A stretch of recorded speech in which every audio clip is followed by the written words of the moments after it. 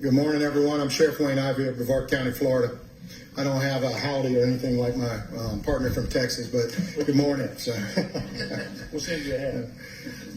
like all the law enforcement officers standing here with me today and the many around the country, we're honored to stand with our director of ICE and our teammates from ICE as we all work together to combat the illegal immigration crisis that is currently impacting our country. In order for us to properly address and combat this growing problem, it is imperative that local and federal law enforcement officers work together, just as they would to battle any other crime that puts our citizens and our country at risk. Unfortunately, though, some in our country think that local law enforcement should not work with ICE on this critical issue, and as such, have created the concept of sanctuary cities to block enforcement efforts. To be clear, the concept of sanctuary cities is perhaps the most ridiculous and outrageous idea I've ever encountered in my almost 40 years of law enforcement. To think that there are those in power who took the same oath of office that we did to uphold the Constitution, who would be willing to oppose the rule of law, is completely insane and unacceptable. That is why I'm extremely proud of the state of Florida, as under the direction of our great Governor Ron DeSantis, we recently banned sanctuary cities, creating a partnership environment for local law enforcement officers to work hand in hand with our partners at ICE and CBP. That same law also mandates that rather than releasing illegal aliens back into our communities, county jails must enter in agreements with ICE to temporarily house persons subject to immigration detainers. Governor DeSantis further directed the Florida Department of Corrections to join in a federal immigration enforcement program known as the 287G that enables permitted law enforcement officers to perform immigration law enforcement functions after they have received the appropriate training.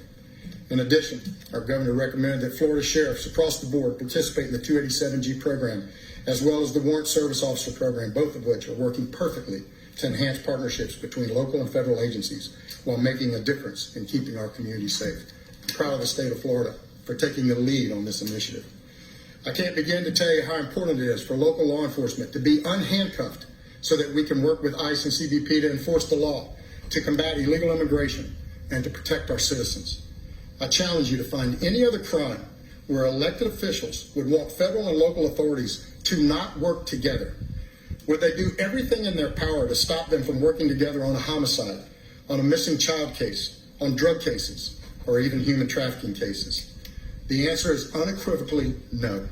They would want them to work together and to do everything possible to solve those cases and bring that criminal to justice. Yet by creating a sanctuary for illegal aliens to hide, they are actually protecting criminals who commit homicides, narcotic violations, commit sexual assaults, and prey upon our citizens.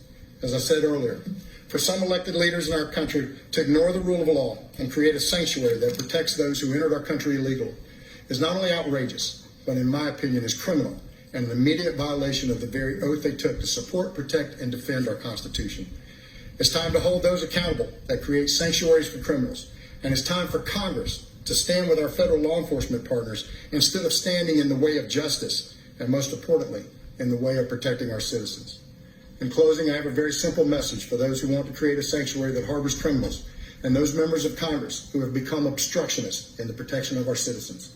You need to stop standing with criminals and start standing with the heroic men and women who are putting their lives on the line every day to protect our citizens.